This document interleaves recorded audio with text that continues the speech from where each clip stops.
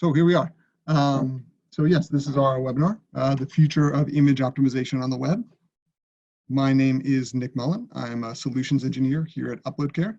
I used to work as a marketer and then switched over into engineering. And now here at UploadCare, I help with technical demos and optimizing sales and marketing processes.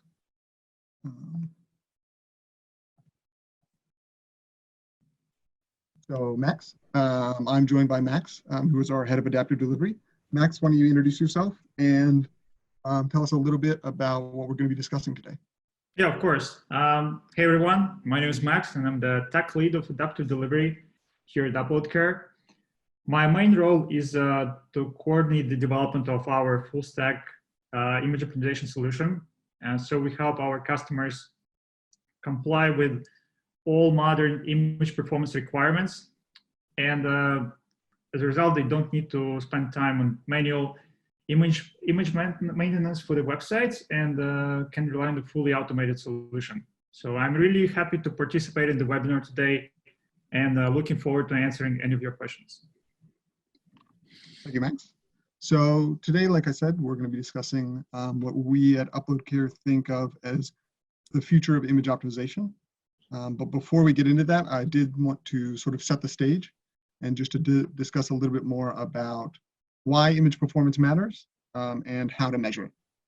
And then at the end of the webinar, we are going to wrap things up with a demo of our image optimization solution, adaptive delivery, and sort of how it fits into the trends that we see in image optimization. So yeah, just to sort of get things started, why does image optimization matter? And it's pretty simple. So optimizing images improves site performance, which subsequently improves business outcomes. So there's a lot of sort of well-known case studies on the web that I think a lot of people have probably seen at least one of these. So these are some big case studies connecting site performance to business outcomes. So Google, this was I think back in 2007, Google just ran a test where a half-second delay in their search results decreased the number of searches that people performed on their site by 20%.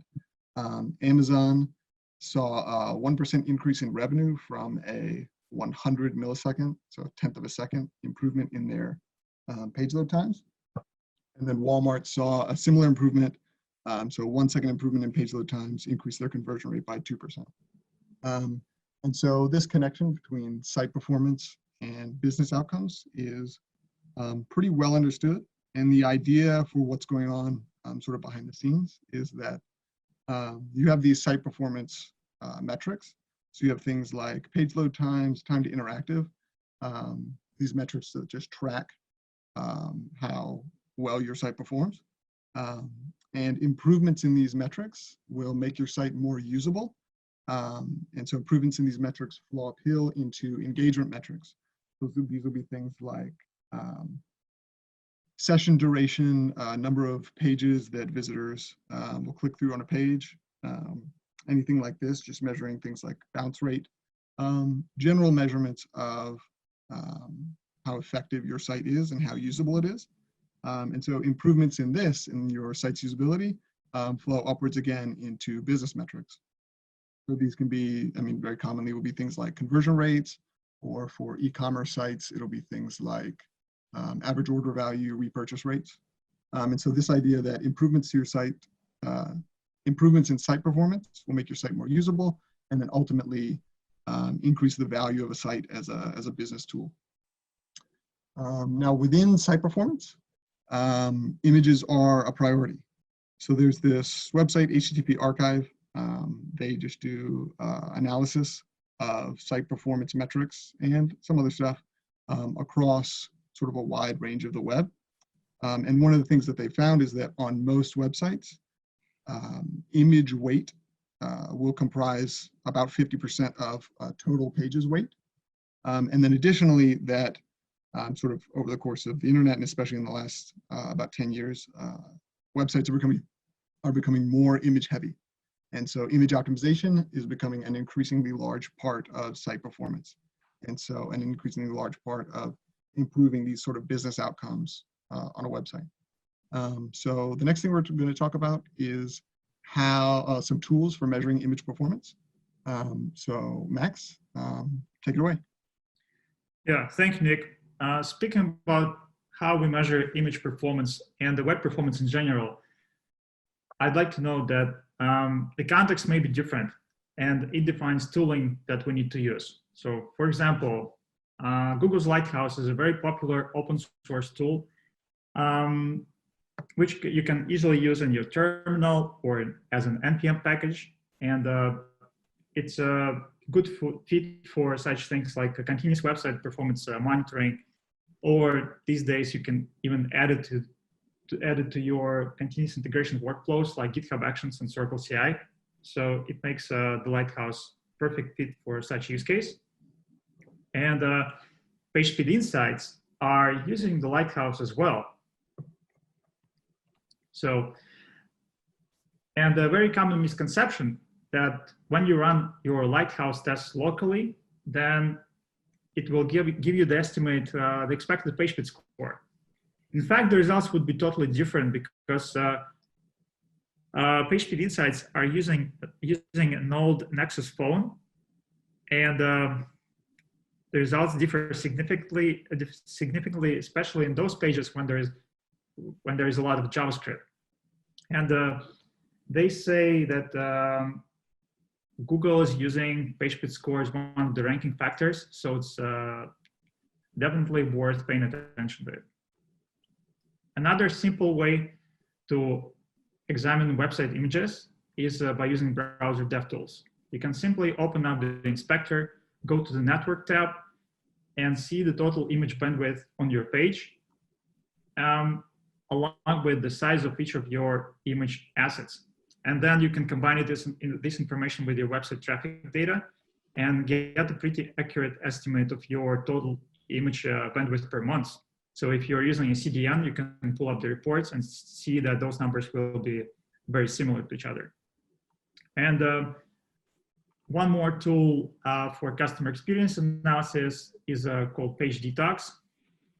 We have built this tool with user experience metrics in mind. So it helps you understand how image performance optimization can help you reduce the bounce rate on your pages and increase the average number of page views per session. So when you start using any of those tools, you'll soon realize that generally there are 4 major image-related performance bottlenecks. And now Nick will tell us about how to address them in more details. Yeah. So when we talk about image optimization, we're really talking about 4 specific techniques. So the first one is just image compression. And this is the major tool people have to trade off image quality and image speed. So if you want an image to load faster on a website, decrease the quality, and the image will become smaller and easier to load, but you just have to balance off at what point is it sort of too much. The next major technique is responsive images. And so the idea here is dynamically resizing images based on visitor attributes, and specifically attributes about the device that they're using to look at your website. So device size, pixel density, and then also the layout of the pages will change. And so what you want to do is tailor images and specifically their image optimizations to individual visitors so that each visitor is receiving an image that is optimized specifically for them. The next technique is reformatting. So generally on the web, this consists mostly of just formatting images into web-friendly JPEGs. But additionally, nowadays, it also involves using next-generation formats. So the primary next-generation format is WebP. And about 10 years ago, Google introduced this format. They created a new image format specifically for optimizing images for the web and for use in web browsers. And so Google Chrome has supported WebP since it came out. And then it was last year, I think it was middle of last year, 2019, that the latest generations of Firefox, latest versions of Firefox also support WebP. And so in regards to optimizing images, what you want to do here is offer visitors WebP images when their browser supports it, but falling back to JPEG images when they don't, so that visitors who are using browsers that support it can get the benefits and the speed increases that it offers without sort of detracting from the experience of other visitors. And then the last technique is lazy loading. So lazy loading is a solution to a very specific problem. When you have an image-heavy website, all of the images will load all at once when you first load the website. And when you have an image-heavy website, this causes pretty significant effects on initial page load times. And so one thing that people have sort of been doing as an image optimization is, rather than loading all the images at once, on the initial page load, only loading the images in the visitor's viewport. And then as they scroll down the page, loading the rest of the images. And so this lets you sort of defer a lot of the loading costs of images. So technically it doesn't reduce the image weight on a page when viewed as a whole, but in terms of performance and user experience, it does feel much better from a visitor's perspective. So those are the major image optimization techniques. And when we talk about the future of image optimization, these are the kinds of things that we're talking about. And so when it does come to the future of image optimization and what we at UploadCare feel is sort of the current state of the art and what we think is going to come next, it's sort of a long trend line, almost even longer than 20 years, but a 20-year trend line in the evolution of CDNs, so specifically content delivery networks. And so the idea is that image optimization is going to be completely integrated into the infrastructure of the web. So rather than sort of performing image optimizations yourself in terms of reformatting, resizing images, and then implementing front-end optimizations, all of these techniques and the infrastructure required to do them are going to be integrated directly into the infrastructure, and front-end engineers, owners of website, anyone who manages any of these sorts of properties won't actually be doing image optimizations themselves. So to go into a little bit of more detail, I'm going to cover sort of an outline of the evolution of CDNs and how each step of the way different image optimization techniques have been integrated into CDNs themselves. So to start things off, we're going to go all the way back to when there were no CDNs. So in the 90s, you would do, everything was sort of do it yourself. So you would, if you hosted a website, you would serve HTML and images alongside each other. You would serve the images yourselves. And at this time, there was very little image optimization. The idea was basically compress the images a little bit just to make them usable on the web. But other than that, everything was done yourself. And it was only until we saw the introduction of sort of CDNs as we know them, which we describe as static CDNs. The idea here is, rather than serving images yourself, you're just going to let somebody else serve your images for you. And in this way, you can sort of increase the performance of your website by just having your images be served much faster by somebody else. And it was with the introduction of CDN sort of at the same time that you started to see image optimization as a site performance technique begun to be used. Mostly this was focused around image compression and resizing, but there were, it was at this time that you also started to see advanced techniques like responsive images and lazy loading being implemented as well. But specifically in regards to those techniques, there were still some, sort of a lot of work was involved in implementing them. And so it was difficult for those types of techniques to be implemented in a widespread manner. And so the next step in CDNs was what we call dynamic image CDNs. And so these are integrated image processing CDNs, where what happens is that when you want to compress or resize images, you have to do this yourself. So you need different versions of images, and this takes a lot of work. And dynamic image CDNs automate this process and integrate it into the actual CDN itself. So when you want to transform images by yourself, specifically in regards to optimizing them for the web, there were really sort of three ways to do it. So if you want to optimize an individual image, you can just go in Photoshop, compress it, resize it, do what you need to do. From the command line, you can use a tool like ImageMagick, and this is when you can start to process images at a larger scale. But if you're handling 10,000 or 1 million images, ultimately you would need a self-managed processing cluster to perform all of these image transformations that you need to optimize images. So again, compressing images, resizing them, creating different versions of images for responsive images. All of this creates sort of a lot of work on the back end. And dynamic CDNs, dynamic image CDNs, sort of take this work and they do it for you. So rather than processing images yourself, you would simply upload these images to an image CDN, and then using their API, which is often a URL, you can simply specify the image variants that you want, and the CDN itself will produce those image variants for you rather than having to do it yourself.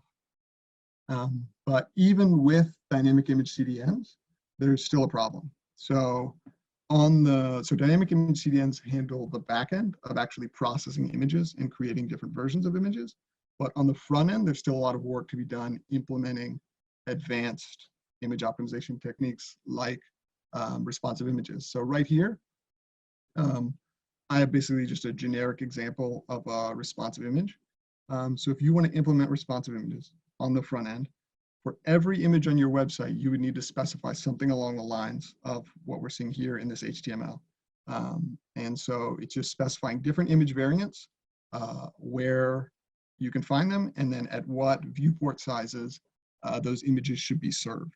And so this is everything you need to do on the front end for one image. And if you have an image-heavy website, your front end becomes very heavy, and it's a lot of work for front-end engineers to do this. And so the next step in image optimization, and what we see as the current state of the art, are full stack CDNs. And so this is the idea of, you have a dynamic image CDN, which is automated the back end. A full stack CDN brings that same optimization to the front end. So with a full stack CDN, you add a front end SDK, which you load onto a website and performs all of these image optimization techniques for you, and is integrated with a dynamic image CDN on the back end to actually produce all these different image variants. And so UploadCare's adaptive delivery is an example of this. And if we go back to, as an example, if we go back to this responsive image, we have to specify all these different image variants. This is how you would have to do it even with a dynamic image CDN. With a full stack CDN, all of this becomes reduced to just a single line, much more like a traditional image tag. And so front-end engineers no longer have to actually specify things like responsive images.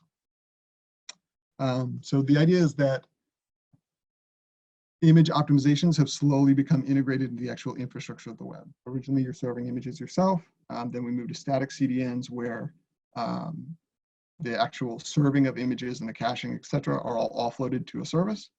Dynamic image CDNs automate the back end, and then full stack CDNs pair that with an automated front end to automate the entire process of image optimization. So even with all that, and even with full stack CDNs being the current state of the art, image optimization is still moving forward. And Max is going to tell us a little bit about what we sort of see as next steps in terms of image optimization. Yeah, thank you, Nick. Speaking about the future, I'd like to start with that, with the fact that adaptive delivery was designed with the idea that it should be minimalistic and easy to integrate. So this was recognized by the Chrome developers. So they have reached out to us to learn more about our approach and invited to participate in the CDN adoption initiative. So basically, they want to integrate a technology similar to adaptive delivery into every Chrome browser. And this is really exciting. So among the other changes in the industry, with the next few months, Google will transition to mobile first ranking for all websites, and not just new ones, but everything. And this will be supported by the upgraded Lighthouse version called version 6, which will be used by the PageSpeed Insights as well. And there will be a new metric directly related with images called the largest contentful paint. So those are the major upcoming things related with image performance, like in the industry. And so now we can show the demo, right? Yes. So what we're going to do now is we've prepared sort of a little example page, just a image heavy page used to demonstrate what a full stack CDN would look like from the front end, and specifically our solution, adaptive delivery. So I'm going to load that up now and show you guys how this works. So over here on the left, I have a little demo page we've made. So just a little example e-commerce page, but like I said, image heavy. So if we open up, we're going to look at the network tab to start things off. So let me refresh. So if we look at the images on the page, a couple of things to note. So first off, all of these images that we're looking at are hosted on an external source, Imgur for the moment. They're all JPEGs and they're all a couple hundred kilobytes. If we look at the page as a whole, the image weight comes into just over 5 megabytes. And so what I'm going to do is implement adaptive delivery on this website, show you what it does for a single image, and then I'm going to show you what it does for a page as a whole. So if over here on the right, I have the HTML for the web page. So to implement adaptive delivery, the first thing you have to do is load our SDK. So to load the SDK, it's pretty traditional. It's just a script tag that you add to the head of the page, and then that pulls down the library, which allows you to perform the image optimization techniques that we discussed. So adding a script to the head of the tag allows you to implement adaptive delivery. And then if I go to a specific image on the page, so here we have an image tag on the right representing these sneakers here on the left. And so what I'm going to do is I'm going to implement adaptive delivery, and that is going to dynamically on the fly optimize this image. So it's going to implement sort of all 4 of the image optimization techniques we discussed. It's going to compress the image. It's going to reformat the image.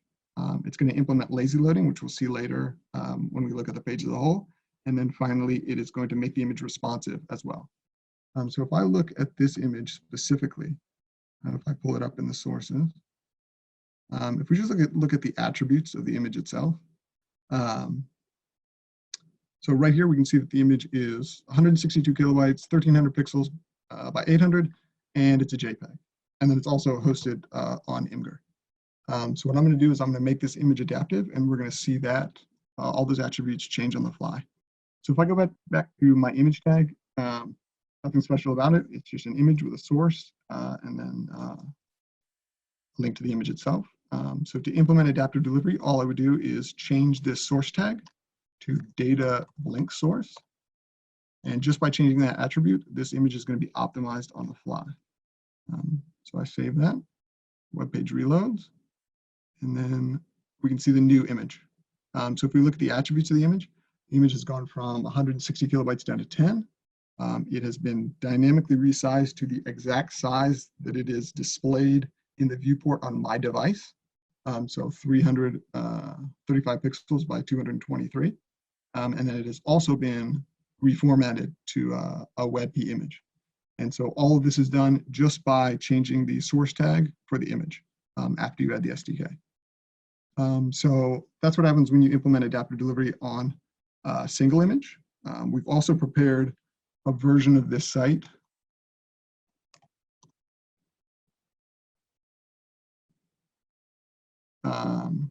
where we've made all the images on the site adaptive. So the only difference between this and the previous version of the site is that for every image on the page, I've gone and added this data-blink source tag instead of the data-blink source attribute instead of the original source attribute. So we load this page and we go into network panel, and I'll refresh it just to illustrate. So when you first load the page, if we look at the images in the page, the first thing to notice is that the images on the page aren't all loading. So just by implementing, just by adding the SDK and adding these attributes to the image, we can see that as I scroll down the page, the images all start to load. So the SDK implements lazy loading for every image that is has this data-blink source tag added. And then as the images on the page load, a couple of things to note. So first off, they're no longer being hosted on Imgur. They're now being hosted on our CDN. They've all been reformatted to WebP. Again, I'm using Google Chrome, so Adaptive Delivery understands that and reformats them for me. And then finally, if we look at the sizes of the images, they're all down below 100 kilobytes. So 17, 30, 28, all of these different images. And if we look at the size of the website as a whole in terms of images, the image weight of the page has been reduced from 5 megabytes down to just under 500 kilobytes. And so sort of in the wild with our customers implementing adaptive delivery, the image weight savings that they see depend on sort of how much optimization they've already done. But generally what we see is about a 60% reduction in image weight of pages that implement adaptive delivery. And that's for sites that have already had some sort of image optimization already performed on most of their images. So there's one other thing that we did want to show. If I go back to the original page, and we go back to, we look at this image again.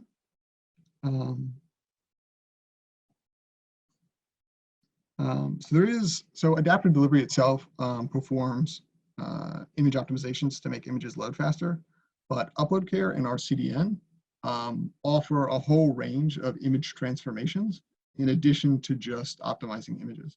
And all of those transformations are available and integrate with adaptive delivery. So if we go back here on the right and we look at this image tag, if I want to add additional transformations to this image, all I would do is add another attribute. And instead of being data-blink source, it's going to be data-blink ops. And it is with this attribute that I can add any additional image transformations I want. They're implemented in sort of a CSS style syntax. So if I want to sharpen an image, enhance an image, and then we can also add a filter.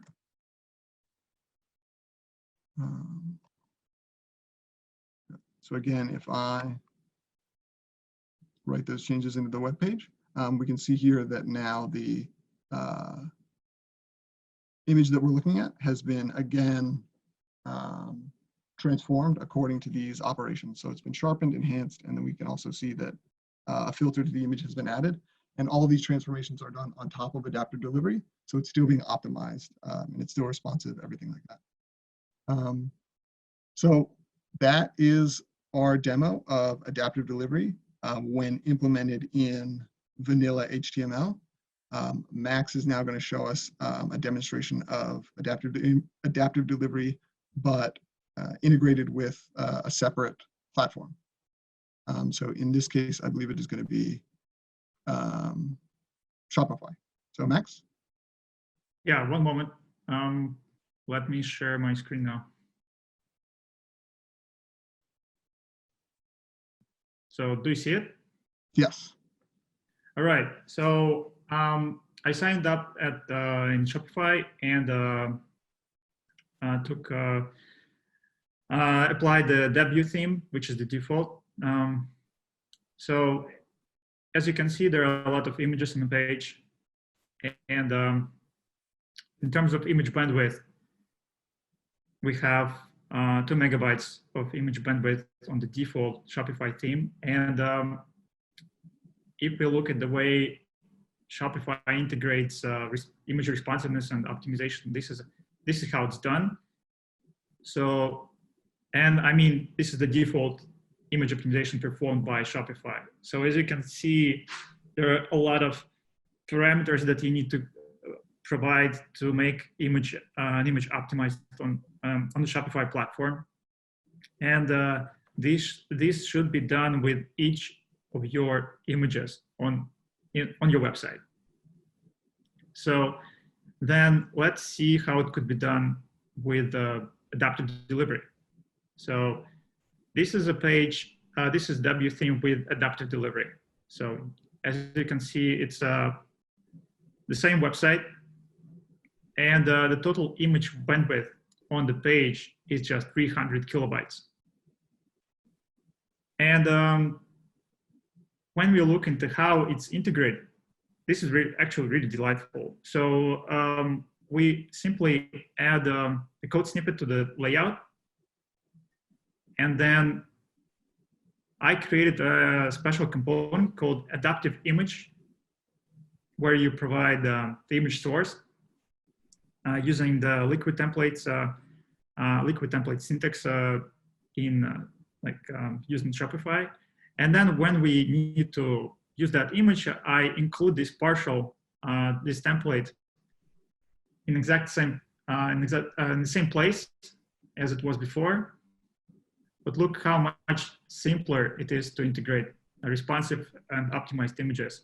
And basically we're saving a lot of time on the integration, and it is extremely useful when you have a lot of layouts on the page, a lot of legacy content. So our system you don't need to upload anything manually to our storage.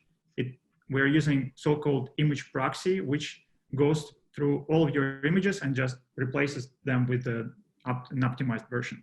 And this is how simple it is to integrate.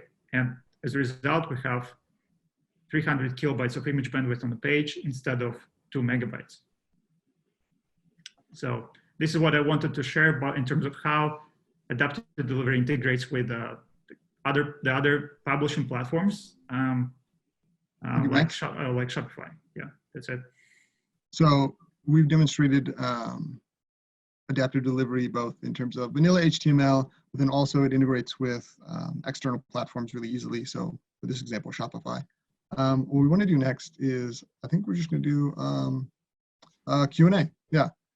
So we've covered sort of what we think of as the direction that image optimization is going, which is getting integrated into infrastructure like CDNs.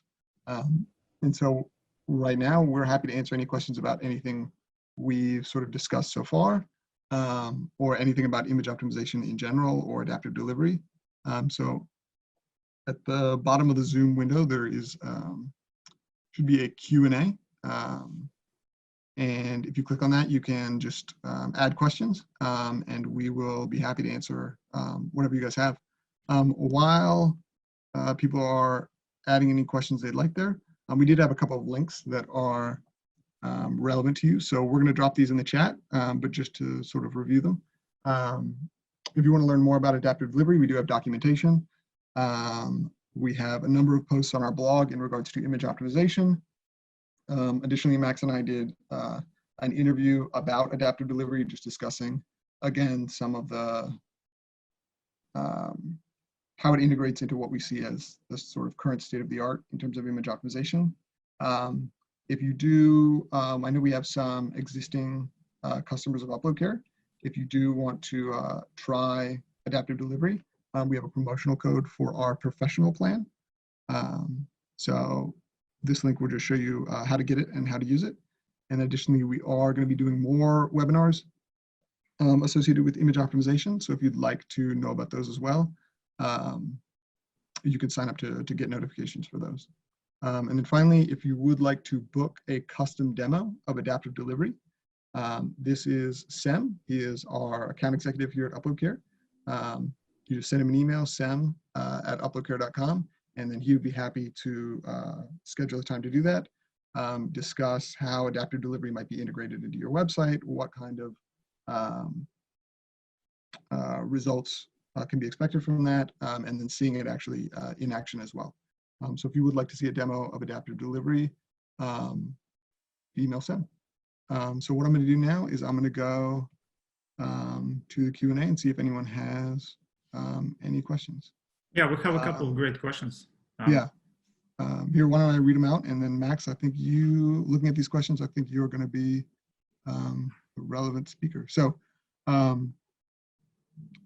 does this logic impact schema for SEO purposes and sharing images on social? Yeah, this is a great question.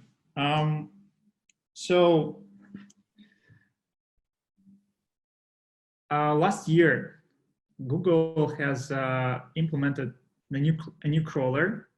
So in the past, they were using a very old Chrome version that didn't support JavaScript rendering.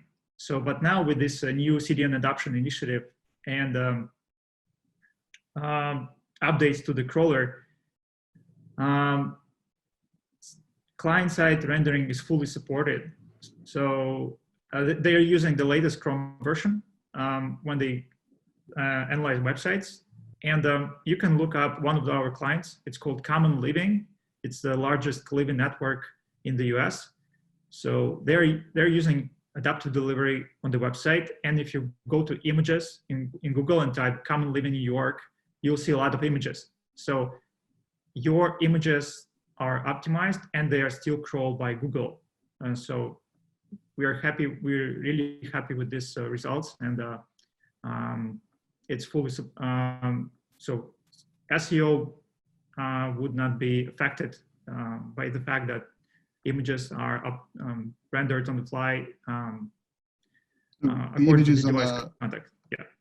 Yeah, the images on the optimized on the front end are still going to be crawled by search engine crawlers and still be able to be seen in search results. Right. So Max, does this integrate with WordPress without manual coding? Yeah, we have UploadCare has multiple ways to integrate with WordPress. The general idea of the adaptive delivery SDK is that you can use it across all of your online outlets. So usually WordPress is just one of the platforms that people use just for blogging, and then you have another technology stack for your landing pages. So we have designed adaptive delivery to be like a single tool that you can apply everywhere. And so it's easier to maintain. And I personally looked into how we could easily integrate with WordPress. And I discovered that, yes, we can provide an out-of-the-box solution, which is advertised as a very straightforward thing. But then layouts are so different. Sometimes you want something specific on there's a very specific background image. And there's no accurate tool that can handle it on the market. So we like the minimalism and the simplicity of the integration. So you can go to your layout yourself, just where you use that image, and replace a single attribute source with data link source, and that's it. So if you think that, if you think that we should look more into this, and you'd like to use it as a plugin, and you have specific use case, let us know. We have a support channel, and we can discuss this in more details. And then discussing plugins specifically. So UploadCare and our adaptive delivery and image CDN all have a number of integrations across a lot of different platforms at different levels. So integrations, plugins, and then also SDKs for backend work. So there is quite a number of those that you can find in our documentation. Just a list of all of our different integrations. And we do integrate with quite a number of external platforms. Yeah, and some of our users like another of ours, another product of UploadCare, another solution. It's called the Uploader, the widget, UploadCare widget. So, and they prefer using it instead of the default file management solution inside WordPress. So you can integrate the widget and then upload images from a lot of different sources like Google Drive, Dropbox, and it will be stored easily in the system. And of course, you can then use it on your pages as well. Perfect. So anyone else has any questions, please just write them down. We're happy to sort of go into detail about any of this stuff. If you do want to follow up, like I said, you can schedule a demo with Sem. We are going to follow up in an email with the slides and the recording of the webinar. If there are no more questions, though, I think we'll wrap it up. Thank you all for coming. It was a pleasure for us, and we hope it was for you all as well. Yeah, thank you. It's our first webinar, actually. It's really fun. Thank you, Zach. Yeah, so please have a nice day, and yeah, enjoy your Friday, enjoy your weekend, okay? All right, thank you. Bye-bye. Yeah, bye.